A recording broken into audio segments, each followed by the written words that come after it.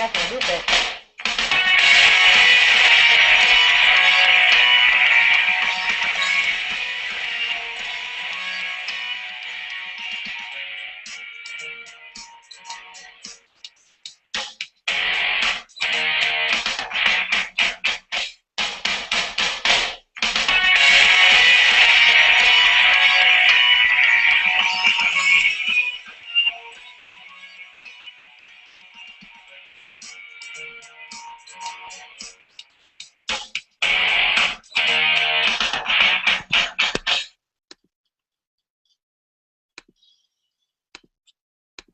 Hello?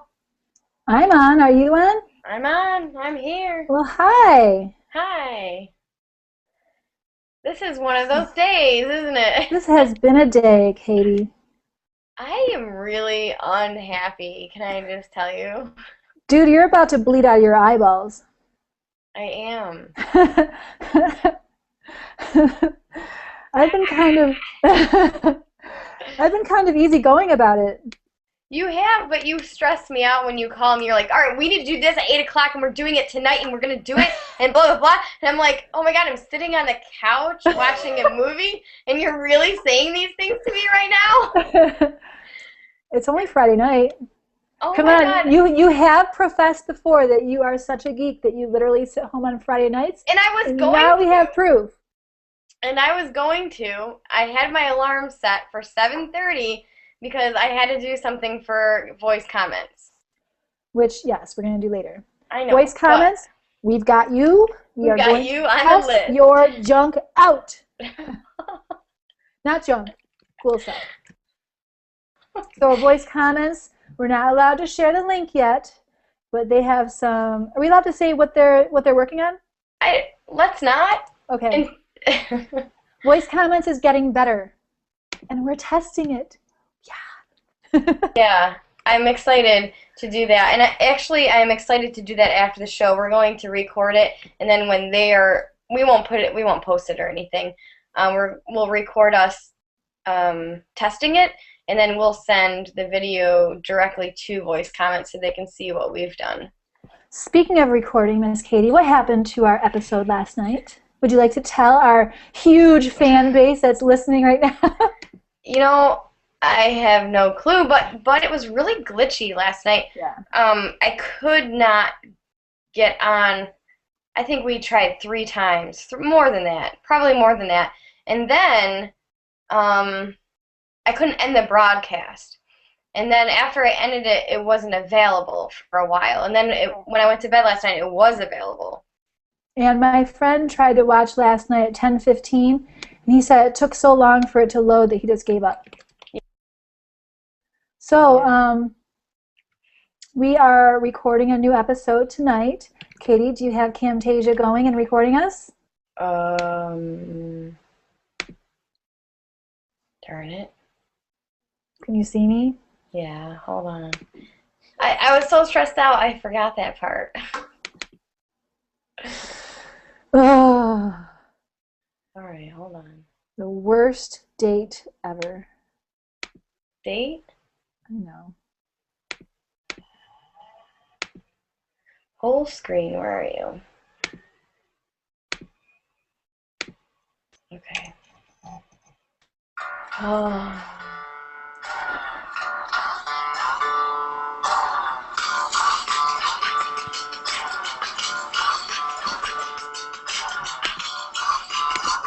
I mean, while I'm waiting for you, might as well do something. By the way, your face got skinny. I know, hold on. Try it again.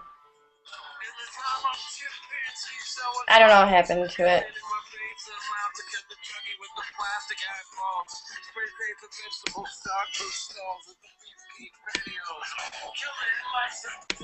Okay, let's... Wait, I need the chorus. Just wait.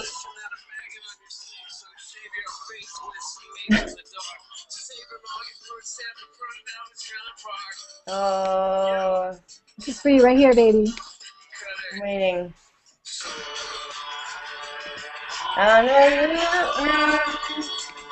I'm a loser, baby.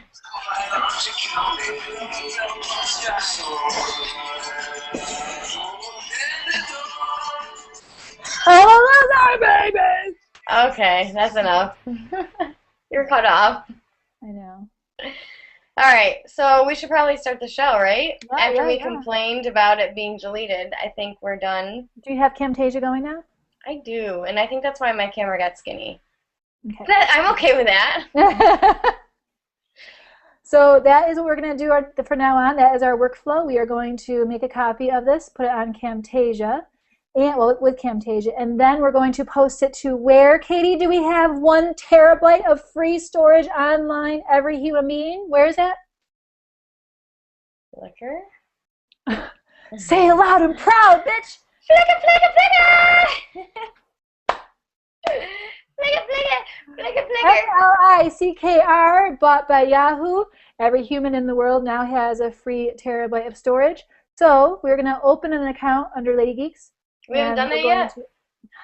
Gee, with all my spare time, I was busy drinking. Oh, yeah. Maybe you should do that. We'll get to that. And I had to do all the show notes this week. I was driving, not drinking and driving at the same time. I hope not. No. Not a safe thing to do. You're always the driver. You know that? No, I'm always the driver. No. Yeah. Never mind. We're not discussing this online. She drives there, I drive home. It works out perfectly. It does, and we're safe. Yes. Let's not discuss our personal. Let's say safety, girl. All right. Katie's having a meltdown. I was, but before that, wait, what? No, before the Slingshot app. They emailed me last week and said, "Hey, we're going to be sending out a beta on Monday or Tuesday next week." And have I gotten it? I've not. Have Squirrell. I gotten it? Has Squirrell. Mike and Monte gotten it? No, I don't think so. We are waiting with beta. Okay, but what I saw today, not only are we not only are we testing something for voice comments tonight, but Remind 101 is also testing something new. So I signed up to test it. I love testing products. So if you are an edtech company, I did tweet this out a little while ago. If you're an edtech company and you need some really geeky girls who are educators, test out your edtech products or even just any kind of product. We love to do that kind of thing. We will give you very detailed feedback and what? That's what we call it, detailed feedback. Detailed feedback. We'll tell you like it is. Critical. Yes, we are going to tell you like it is. We don't sugarcoat anything. If it sucks, we will tell you. We just won't do it online. We won't embarrass you. We won't. We never embarrass people. That's not what we do. But we want to help you make it better. And because we are very talented at what we do, we will find the ins and outs of your product, and we will help you make it better. And we love to do that kind of thing. Yeah. Absolutely. By the way, Katie, before we get too much into our show, I wanted to do a little disclaimer about our rating.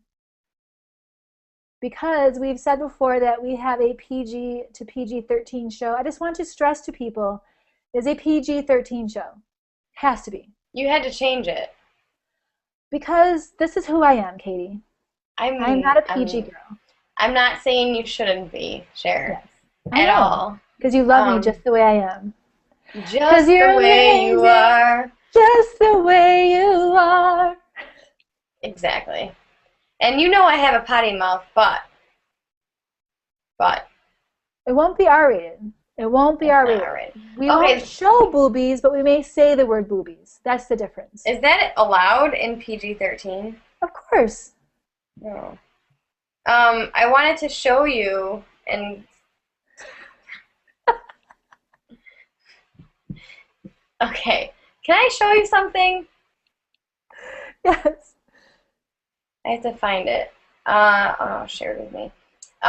Google Drive, the iOS app, got a thing update this week, and I know people have been talking about it already, but I wanted to show you actually what it does because I am so super excited about this. I mean, I am insanely excited about this because my kids, so super excited, like ridiculous. My kids, I'm trying to find, what? It says no items in this folder. All right, I'll do this one. my kids were using the iPad a lot, and they use Google Docs a lot. So that's why I use Doctopus so much. It's easy to send them documents to their Google Drive, and they can access them on the iPad. It's easier that way for a lot of reasons. But they could not look at my comments on their documents. You know, I'd say, okay, I made comments on your documents, so you need to go back and check those comments and make revisions, blah, blah, blah. But they wouldn't do it because they'd have the iPad and they couldn't see the comments. Right. So, so I'd like, baby. I want to show you. I gotta show me what you got. Tell me what you want. Turn my mirroring on. So right now I'm going to be using the Reflector app. Oh, where are you? I lost you. I'm right here. Hi. What the heck?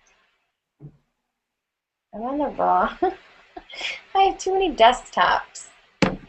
Why won't it pick up my other desktop? 4 fingers up. No. Oh yeah. No, that's not what I want to do though. I have to get this over here. Oh goodness. Shari.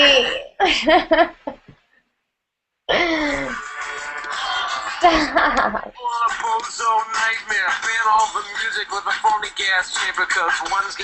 Are you ready? Enter full screen. All right, you see that? What the hell are you showing? There you go. Yeah. Can you see it? Yeah. Okay.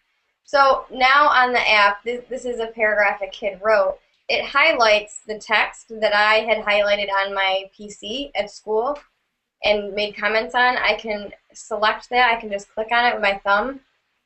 And now a new menu item pops up called Comment.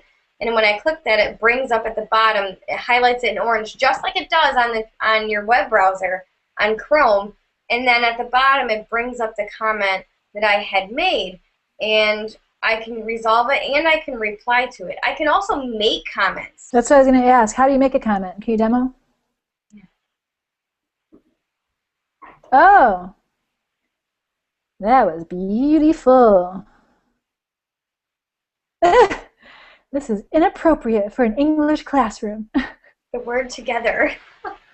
Okay, so now you can see it there. So you can edit comments, you can resolve them, you can reply to them, and you can create them in the iOS app. This is the closest thing that I've seen so far that where iOS and Google have played together. Nicely. This makes me so happy. And then when I click View and scroll down, I can see the rubric that I popped in there with Gubrick.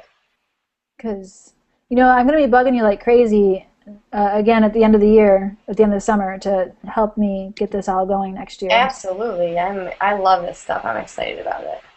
Because I'm excited to do it too. I have so many ideas for next year already. I just got to find out where I'm going to be. Oh, can I put my little ad out there right now? Of course. So I am certified in English 7 through 12, and I would like to teach in a district that is close to my home. I live in Rochester, New York, and I would like to teach with a cool principal who will let me teach a technology-intense class. So, and I would love it to be one-on-one devices, whether it's their own cell phones, their own devices, or a district purchased device. I would like the students to have one-on-one devices. That is my dream, and I would like a job. Very nice. How's that? I have a job. I just most likely won't wind up with a job I want. So, it is what it is. It is. Okay, there's my ad. Okay. Is it my turn yet? Yes. Okay, so Readmill got an update, and since I didn't show this last night, I do want to have a chance to show it tonight. What, baby? Oh, go ahead. We referenced Readmill, last week, and they are going to be on our show in a couple of weeks, correct? Yep. And Readmill is an e-reader, and I love the interface of it. That's probably why I love it so much, is because of the clean interface. So this is my Readmill screen. So I have it open to the Explore tab, mostly because I want you to see what is new. And what is new is all of these books in the, what's it called again, Kate? What? Oh, Public domain. public domain. Yeah. So there's tons of books in here available for free from the public domain. All you gotta do is click on it and you can download it. But another reason, I mean, so that's the update. It's amazing. Yesterday they had a bunch of free books that were, relatively recent. So I don't know if that's going to be something that they'll do pretty frequently. And also, I just want to show you what the interface looks like. This is my books that I'm in the process of reading right now. I'm reading Truman Capote's In Cold Blood, which is amazing, by the way. Have you ever read this book? No, but is that on the YouTube video that you shared with me? No, that was Crime and Punishment. Never mind. Oh, right. No, so this is, so I just love the clean interface. This is how you change pages. Here's your options, pretty typical options. I just think that it's so pretty and clean, and that's one of the reasons why I love this reader. And you can't see it because of your view, but on my screen, that background is not white. It's sort of like a light gray, which makes it far easier on the eyes. Yeah, it's like a grainy, it looks like paper to me, the background. So that is the Readmill update. And since I still have the screen going on here, now I want to show you the update that TweetDeck got. Oops. Get it, girl. Here's TweetDeck's update. Their update is a beautiful update to their UI. You'll see that all of your functions are over here on the left now. All of this is nice and clean desktop. It's just so nice and pretty now. I like very clean, very simple. I hate skeuomorphism. I just don't like I don't like too much stuff on the screen. It stresses me out. So this is a really nice update for me as well. Oops. When did go back? No, go back. Jeez. God. Oops, I keep doing that. What? Go back to the TweetDeck. I'm on TweetDeck. You're not sharing it. Oh, I'm not? There you go. Now you are. Okay. Was this today? Daniel Welty. Dan tweeted you? 2 minutes ago, yeah. Or tweeted us. Ah, that's awesome. He used our hashtag. Yay! Woo! Dan, are you watching right now? That was 1 minute ago. If you are, tweet me, bro.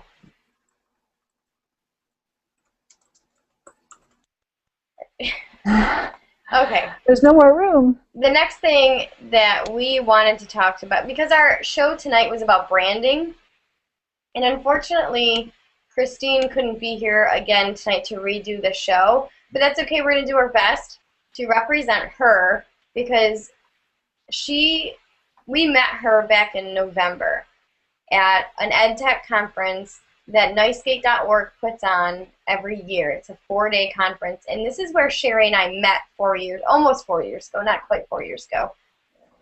Shari and I met there because we were in this all-day workshop on web. I think it was Web 2.0 tools at the time.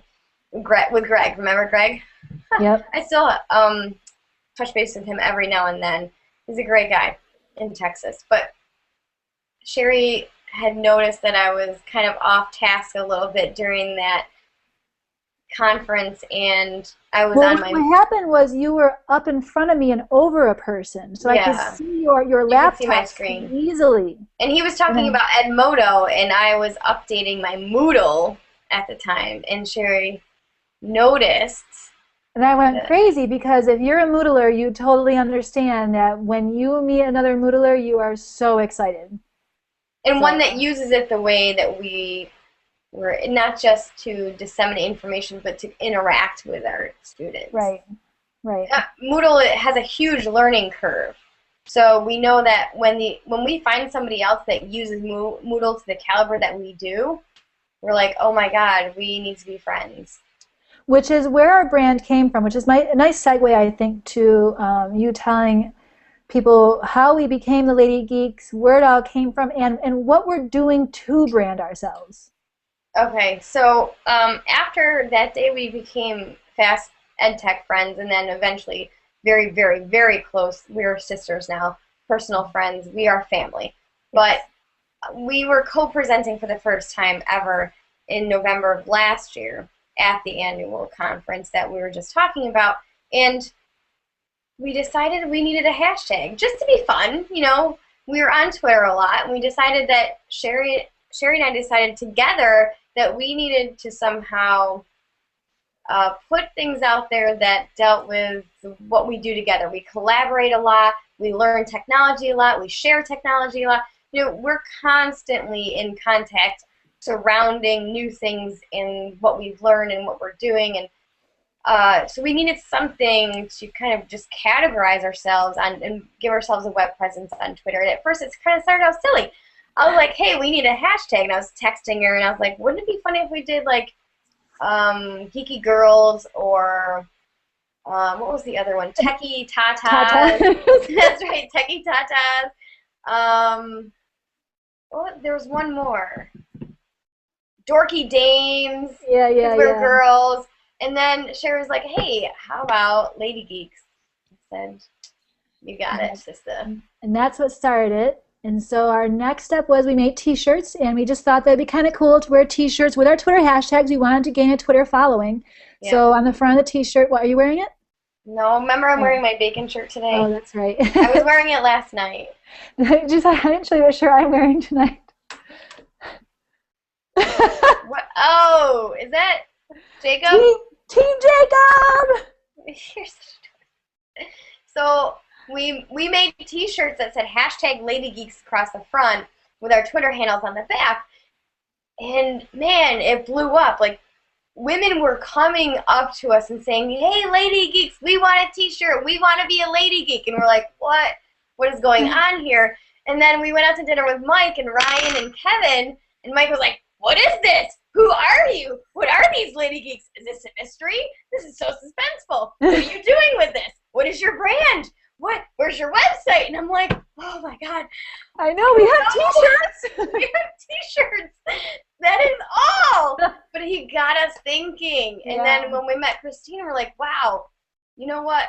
We are special. Mm-hmm. You and I, Christine, Aline, women like us who know technology like the back of our hands, engage kids, are passionate about what we do, and are passionate about what we share with others. Because we don't just share things just to share things. We share things because we know the product and we know it works in our classroom, or we want to try it, and we're excited about it. So we thought we were kind of special, and we want to connect with other women, and not just women, but men too. You know, where we are, when you look at the people that come to the conference like we go to every year, it is mostly men. I would say probably 75% men. Easily. And not one of them is smarter than I am. Such an asshole.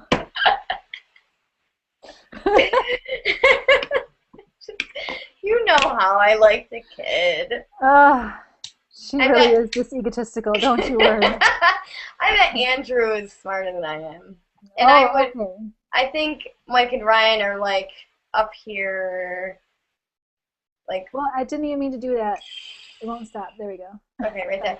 And I think that's why we get along with people like that so well, because we don't have to explain ourselves so much. But it doesn't mean we don't want to share what we know, and it doesn't mean we don't want to connect with people and help people grow. We do, absolutely. We're passionate about that.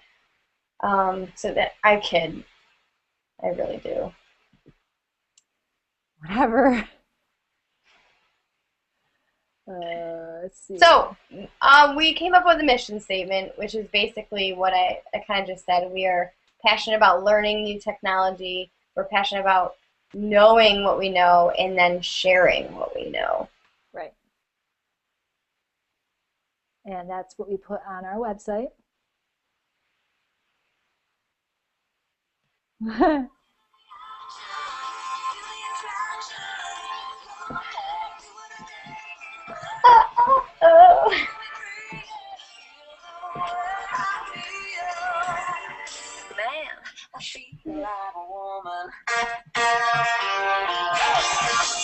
Yeah, baby.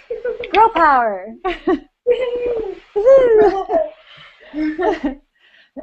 So yeah, we knew that we were something special. We really didn't see many females that crossed our, not even females, but people that we could talk to the way that we talk to each other, really. That really is what we're talking about. It's not just females. It's because you and I are pretty geeky when we talk to each other about, I mean, some really geeky stuff.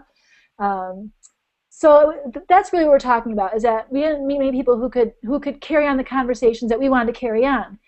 And so we started realizing that we knew a lot, and we knew more than we knew, because when we would talk to other people, they would be like, you're like, you, like, the stuff that we knew was amazing to them. It was monumental. And so we wanted to share this with others. And that's really where we got our mission statement from, where we realized that we were special, that the knowledge that we have is special, and how we use it in a classroom is special, and then we wanted to share that with others. And that really is our mission and our brand. Yes. Yes. And that's why we bought all those domains. Yes. And so since we are talking about branding, we need to talk about our presence on the internet, because that is really our focus tonight. And we're going to talk more about Christine and what she does.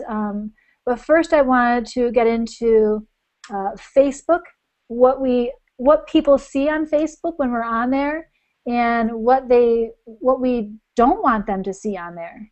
Mm-hmm. So I'm going to share my screen again. So this is my Facebook. Hopefully nothing too bad will come up. I have a lot of students as friends, and they're often inappropriate. But the first thing I wanted to focus on was your privacy on the internet and on Facebook. It used to be that on Facebook, if I wanted to hide myself from someone searching for Shari Sloan, I could hide myself, meaning that no one could find me. I would find them and friend them, and they could accept it, but no one could find me. That is not the case anymore. Now, anyone who searches for Shari Sloan will find me. Why does that matter? Because your profile picture now matters more than it ever has before. Your profile picture is something that everyone can now see. Your employer, your teacher, your babysitter, whomever. Everyone can see your profile picture. So there's nothing I can stress more today than saying that your profile picture should have nothing embarrassing, nothing that would prevent you from having a good life. So please, really consider what you have for a profile picture. Also, there are, where is it in privacy? I'm going to go down here to privacy settings. And now I wanted you to see something. Look at this one. Who can look you up using the email address or phone number you provided? A lot of people, by the way, 13 million people do not do anything with their Facebook settings. That came out in Consumer Reports last year. So if you are not doing anything with your Facebook privacy settings, you are one of those 13 million people. And so in this setting right here, the email address that you put in there, people can look you up on Facebook using that email address. That means if you were part of a bulk email, that means if anyone has your phone number, any application you've ever filled out, they can, including your job applications, they can find you if you had entered your phone number or email address. And by the way, I see a lot of people's phone numbers on Facebook. So people have them there. Oh, yes. Why? Oh, yes. If you go into their information, you can see their phone numbers. I don't have mine in there, but other people do. Okay, then I wanted to show, do you want to search where you're logged in? I like that one. Yeah. I'm going to show you that one in a second. That one's not on this one. Review all your posts and things that that's your past stuff. Okay, so now I want to go over into, over here with timeline and tagging. And I want to bring you, first of all, this first one, who can post on your timeline. Hopefully you have it as friends. I think friends of friends. Oh, no, friends. So friends can post on your timeline. They can say, hey, how's it going? It can go on your timeline. I like that feature. Some people might not. Oh, here's a big one. Review posts that your friends have tagged you in before they appear in a timeline. You don't want someone tagging you in a post that's inappropriate for your lifestyle. So I wouldn't want anyone to, I don't know, tag me in a post of a strip bar or something. That doesn't work with my career. Not that Right. I'd be at a strip bar, but I don't want them to take a photo of a Well, strip yeah, bar because sign and say, Shari Sloan, wish you were here with me, and have me tagged in it. I don't want that. right, So yeah, and you can be tagged, and my aunt didn't realize this when she signed up for Facebook, but you can be tagged in any picture, even if you are not physically in that picture. oh yeah, oh yeah. And I've enabled that, so no one can do that to me.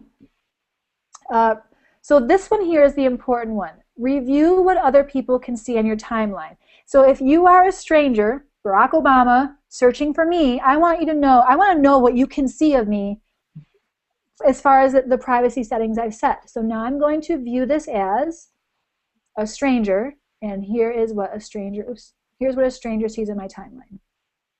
Hello. It is not clicking.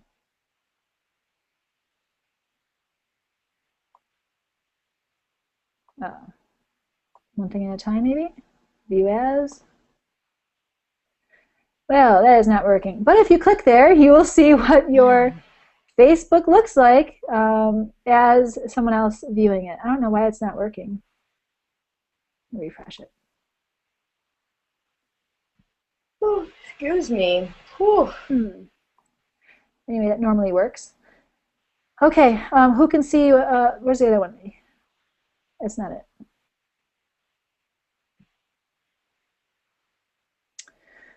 Okay, is it the blocking one? No. That's not it. Where's the one where you can find out what other machines you're on? Is the timeline here? You just had that one. I think No, it'd you said it. be mobile or privacy. Oh, here it Security. is. Okay, so Security. at the top here, security. See this? Oh, look, I've already logged in 2 other places. So here are my active sessions on Facebook. So all the times I see my students, oh, I'm hacking someone's Facebook, and someone's hacking their Facebook. And this is how it happens. I am logged on here and 2 other sessions. Chrome on Windows 7. That might be at school yesterday at 10:03 a.m. Probably. I'm going to end that. And 11:44 p.m. last night, iOS. Oh, this is on my phone, so I'm going to keep that going because I want my phone to stay. Right. But it's good to know where you are logged on. Yeah, I need to do that. And the last one is not really privacy. It's just to save you some annoying problems. Over here under blocking, if you look at the bottom, you'll see that I have blocked all of these apps from putting stuff on my timeline. I just don't want to see it anymore. No Farmville, no What Color You Are, no Bing, no Candy Crush Saga. So whatever people are putting in there that you hate, just go ahead and type it in there, and then it will block those things from posting. You can block the invites from Candy Crush. Do it again. Oh, it's people. I'm not gonna. Block app invites. There we go. Candy. No. I don't know who plays that game.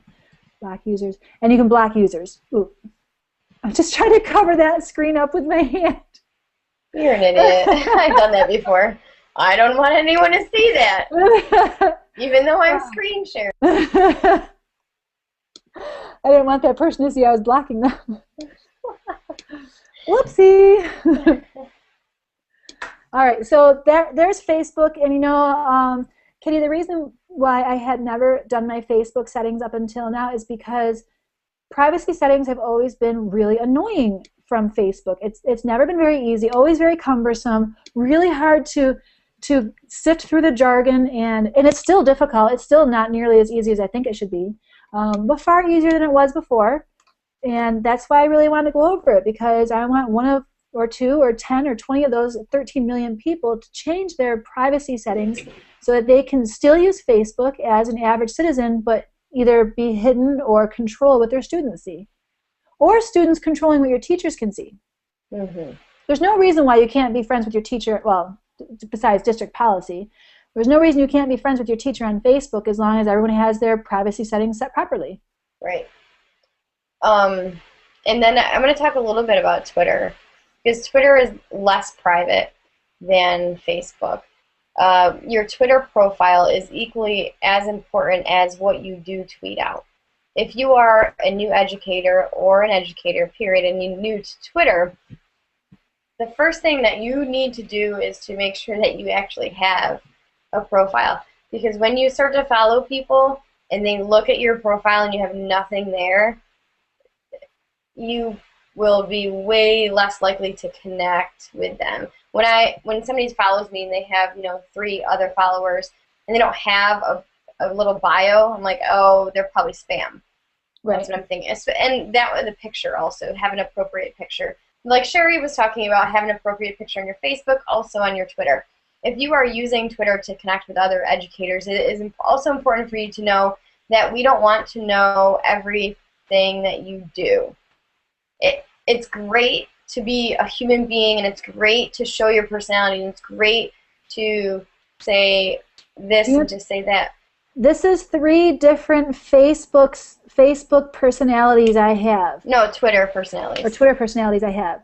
So just make another one and have it be your private one. That's the one you talk about your dog's nose bleeding. Right. And then you have a professional one. Yeah. So if you do have a professional Twitter, that's how I have grown and learned and connected with people from all over the country. My teaching is so much better because of Twitter, and I have a little video that I created because I was so passionate about Twitter, but I try really hard to make sure that it's not as personal as my Facebook. What I put on Twitter is not what I put on Facebook. What I put on Facebook is to connect with my friends and family. What I put on Twitter is to connect with my edtech friends and edtech professional learning network. You know what's bizarre, Katie, is how similar you and I are without even trying to be. Because those things, I mean, I already knew this about you, obviously, but those things are the exact same things I use both of those platforms for in the same exact way. And I bet you have a couple students who are friends on Facebook. Do you have a couple? No, I have no friends that are students. But they do follow me on Twitter because Twitter is public again. Anyone can see your tweet. So remember that, but that doesn't mean you can't connect with people and be friends with them and be personal, because I am with Sam and with Carl and with Lindsay. We joke around, but it's all very, and Cheryl and Andrew, of course, our core group there, but it's all very appropriate, and we all have a personality, but we're connecting over similar interests with our profession. Which leads you into your next topic, which is your digital footprint, because everything that we do on the internet is forever. It can be forever. Even there's this huge rage of Snapchat. Even Snapchat can be forever. It's just a screenshot that someone has to take, and then it's out there forever. So, your digital footprint is really important. So what you put out on Twitter, and companies have crumbled due to having too many employees that have the ability to tweet in the company's name. Have you heard about this? And they've made some very grave errors in their tweeting because they forget that it's so public. But yeah, it's really important who you give control over to. Definitely. Like our Ladygeeks ones. So picture our Ladygeeks one, us giving an intern the job of updating our Ladygeeks Twitter, and they put something, I don't know, misogynistic or something in there. We would be like, you've made a big problem, and you can't you can retract it, kind of, but when you're a big company, like I want to say that McDonald's did something, and when you're a big company like that, retracting it, you've already reached 1 billion people before you retract it. You served 1 billion, reached 1 billion. Right. You got the tweets, you got the cheeseburgers, you got the tweets, you got the chips. Just kidding. I like bacon. Yes, we know you like bacon. So did you say that you have her I Am course? Not yet. Okay. Not yet. We got to go into the digital footprint part. Oh, okay. Back in January, I went to see George Couros speak at our local BOCES, and he shared a document with us that he created, and I absolutely love it, and I want to share it with all new teachers that I meet. I want to share it with my sister. I want to share it with the new English teacher that we have just hired, because it goes through not only the importance of having a positive digital footprint, but how to make your digital footprint positive. If there are a couple things out there that aren't quite so positive or quite so appropriate, you can vary those things just by the positive and appropriate things that you do every day. So I want to share that document with you real quickly. And I put it on the show notes already. Oh yeah, everything you hear about on our show, you will find links to it in our show notes, usually 24 hours after we air, but since this is a redo, it's already, all these links are they already up there, or is it in draft still? Still in draft. So as soon as our episode is over, this will be, the show notes will all be available on our website. And George can be found on Twitter at @gcaros. He is one of those up-and-coming, well, already pretty famous edtech leaders or educational leaders up in Alberta, Canada. And what he does with kids is amazing. And what he does with his district is seriously amazing. Every student that walks away from their district has a website and has a digital footprint. But more importantly, as an administrator, he was talking about how when he hires a new teacher and when he's about to hire a new teacher, he Googles them. And he Absolutely. looks at their digital footprint. So he became passionate about that. He became passionate about helping young teachers Hey, develop Katie, that. Yeah. did you Google your new English teacher? Not yet. Well, I'm not the administrator hiring her. Oh, I thought you were on the team. Well, yeah, sort of. Nice teamwork. Hey, we had about 5 minutes to decide between candidate A and candidate B. And I think that when you're in that situation, you know with a gut feeling who you want, Oh who yeah. you connect with. I mean, if there's something inappropriate out there, we can coach her. It's not a big deal. I think young teachers like her are so passionate and so energetic, and we need people like her so much that the bad stuff will go away like in an instant. If there's, I doubt there's anything, but she seems pretty put together. Well, some old teachers can be passionate too. Like me, I want a job, please. Oh, can I keep going here? Yes, go. All right, so this document not only walks you through looking at your own digital footprint, your own brand of yourself online, but how and what to do with that. So we've got the branding, the learning organization, your personal branding, resources, and then blogging, brand brandyourself.com we'll talk about in a little bit. I know Christina is a part of that website. And then some other things on here, but he just did a nice job of putting this all together. There's the About Me, which is going to be in the show notes, or is already in the show notes. Domain names if you're really into that kind of thing. And blogging is equally important as Twitter. Yeah. I agree. And then connecting with people face-to-face, of course. But that's the document that he put out that I keep going back to and I keep remembering. So obviously it made an impact on me, and I want to make that kind of impact on others. I love it. I think that document, I'm definitely going to use that. I like that a lot. And I think I'm going to use, this is a good segue into her stuff, so why don't you get it going while I sort of intro it. So Christine, who, again, inspired us at NICEGate in November, one of the things that inspired me about her was her passion for one's brand and one's footprint. And it was from her that I learned about the About Me page, and I started my About Me page that same day, I think. That same day, during her session I did. And so what inspired me is how she really encompasses this branding. She doesn't just say, okay, now think of a logo. She really makes you, like, she teaches you symbolism as you make your logo. And I just love how she really breaks down every part of it and makes every moment of creating your brand a teachable moment. That's what I like about this. Absolutely, and I think the kids that come out of her classes are so well prepared.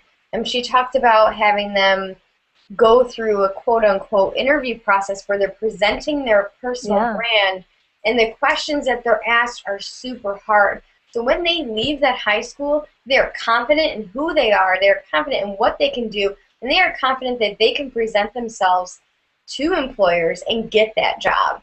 And I want that for my students. Yeah, me too. I want to work with someone like her. or Yeah, her. and now you're going to show her stuff. This is her course in iTunes U. It's brand new. I think she said it went live a few days ago. Oh, published April 23rd, 2013. So it's brand new. And maybe you can show us more of this course outline. Can you click on that more one for the course outline? Yeah, it just goes through what they do. Look at that. That right there. I mean, for any beginning teacher who's just getting into like maybe their technology 101 class for their students, what a great unit. I mean, a great year, really. That's a whole year. That's got to be a whole year. Oh, yeah.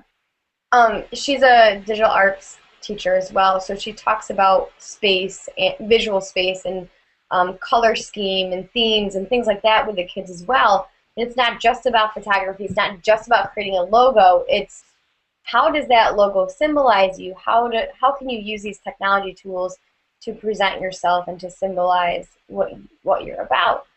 So it's not just about, okay, now this is how you present yourself, and this is the technology tool, but she helps them put it all together. And I think she said there are some, and I haven't had time to look at them. Where was that? Very bottom.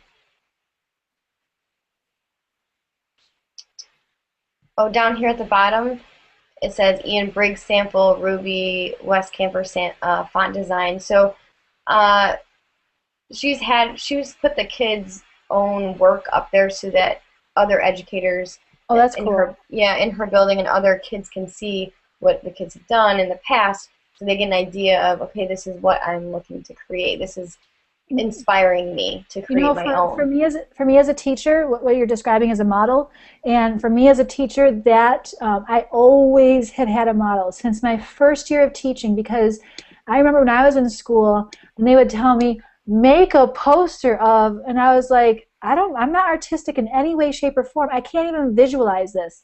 I loved always having a model, so I like that she's included models in here. Yes. Yep. I wanted to.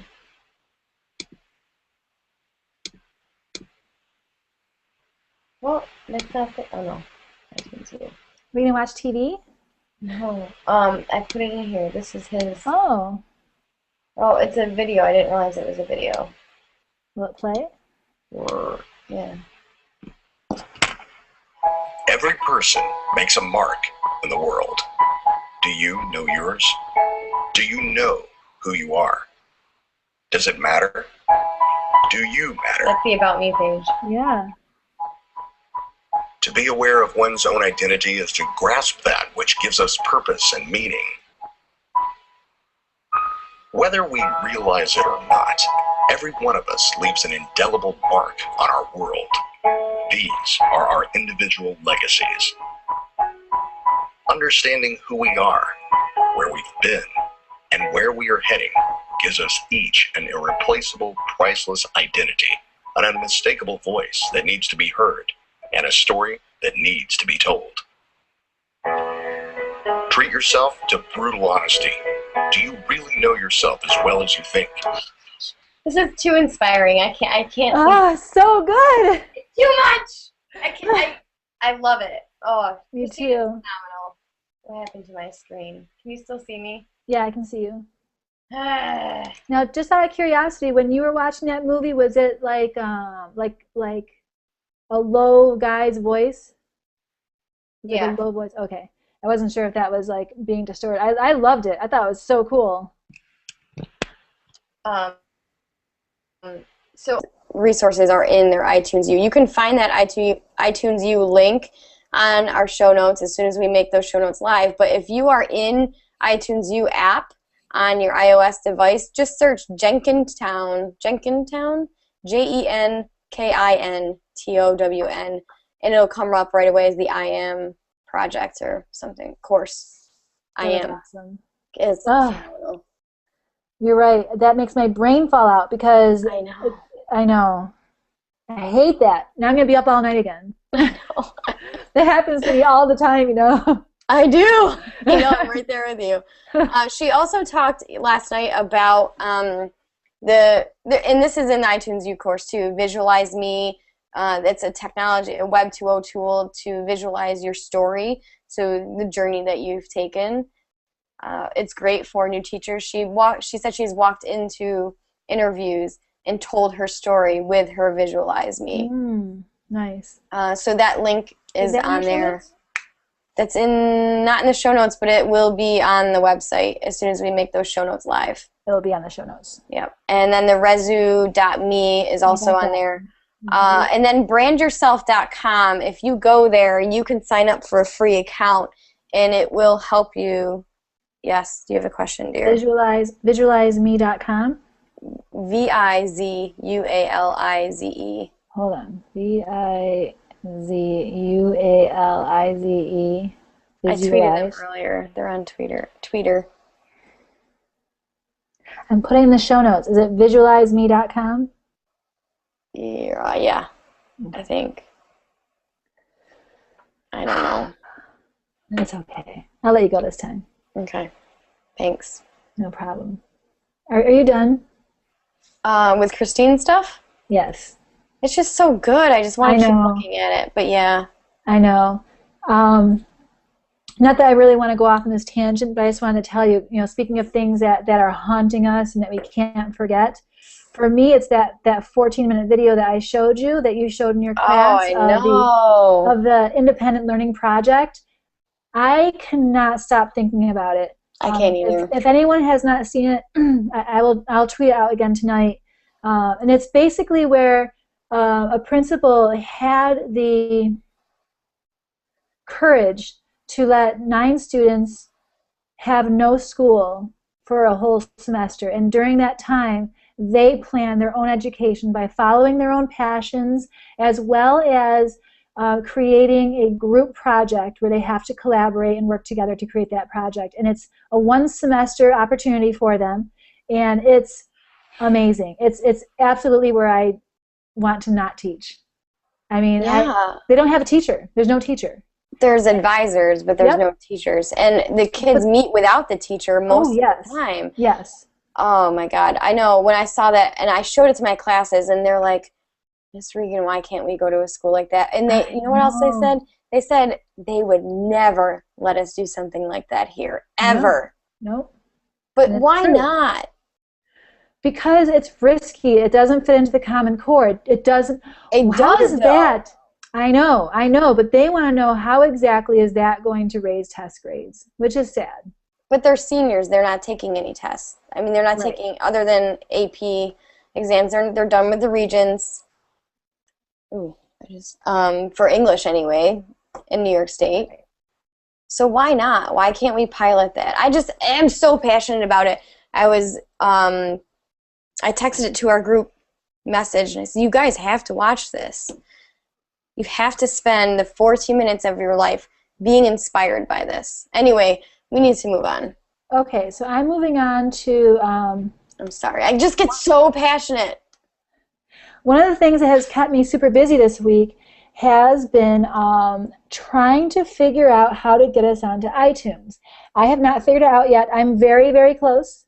However, I just wanted to let people know how to watch our show on their device. And that could be done through the Feedly app. So first I want to show you, I'm going to screen share my device. And this is our website on the device. To get to our podcast, I'm in Chrome, by the way. You just click on that menu tab there, and you click on Show Notes and Vodcast, and that page will turn up.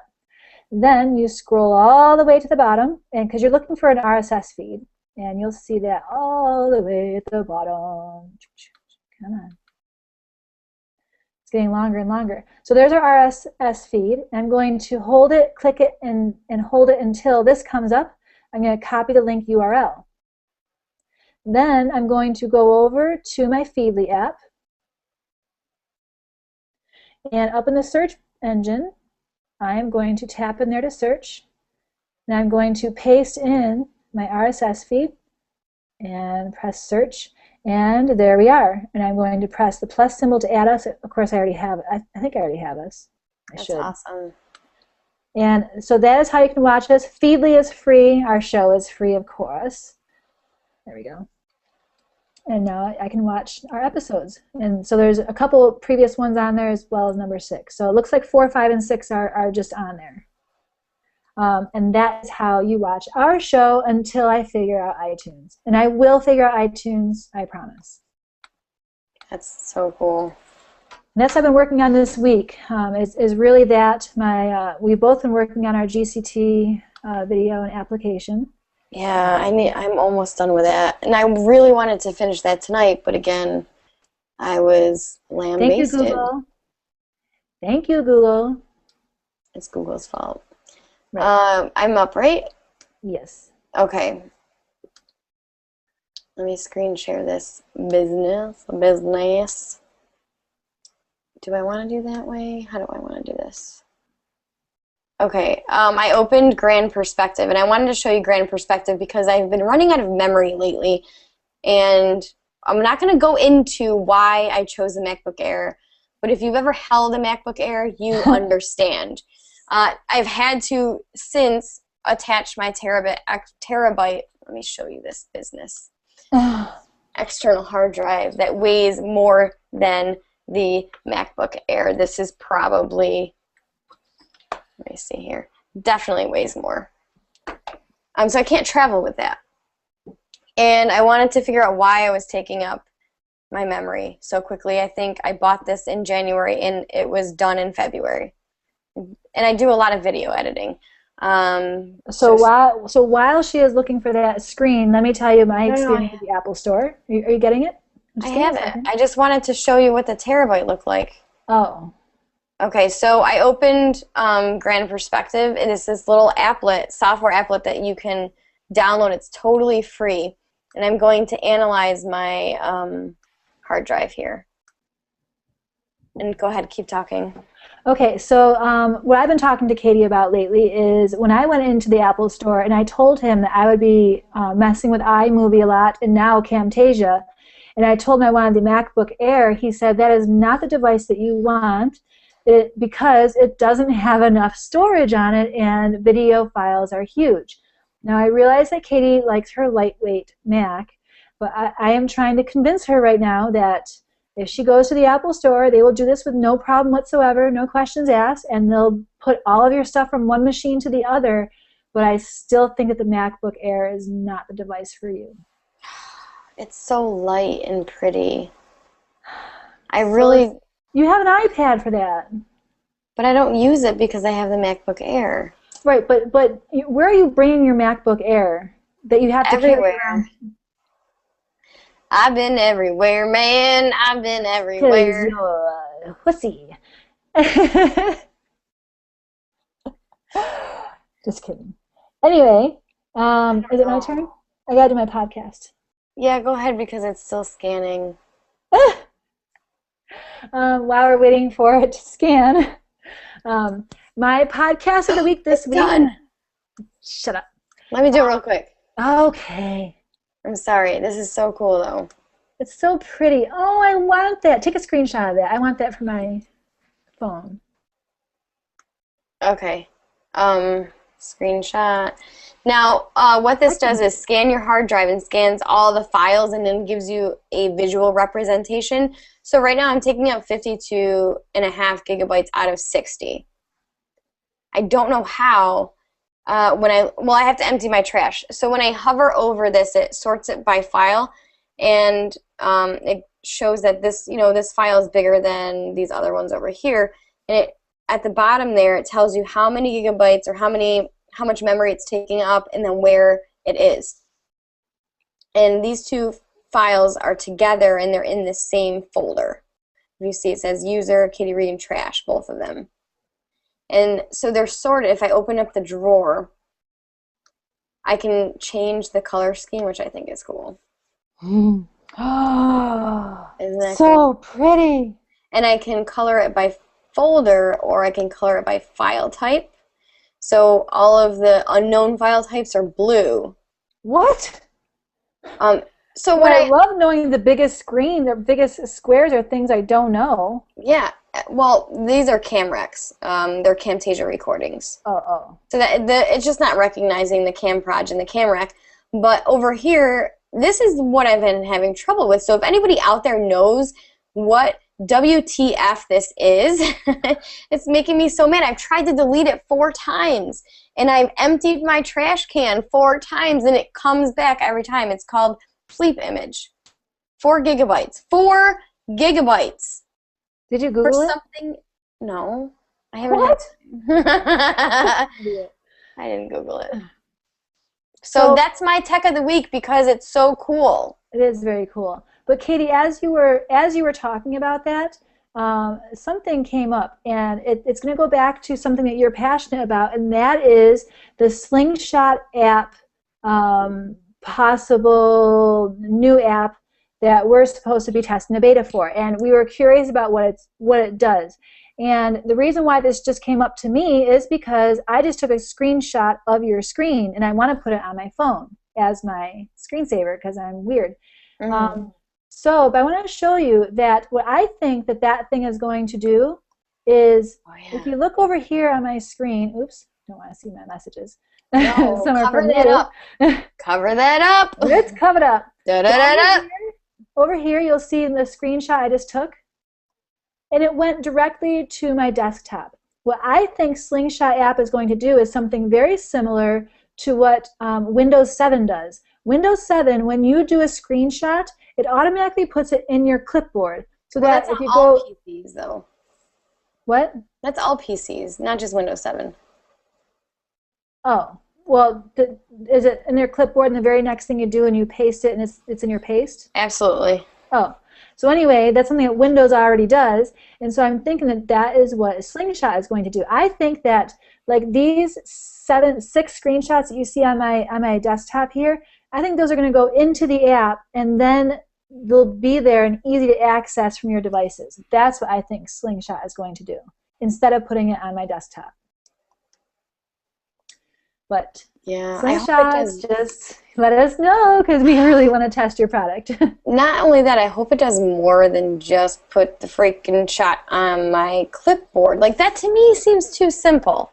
Well, it said you can share hopeful. screenshots easily. So that tells me it's not just going to put it into your clipboard. I think it's going to put multiple ones into the app where you can easily share them with others.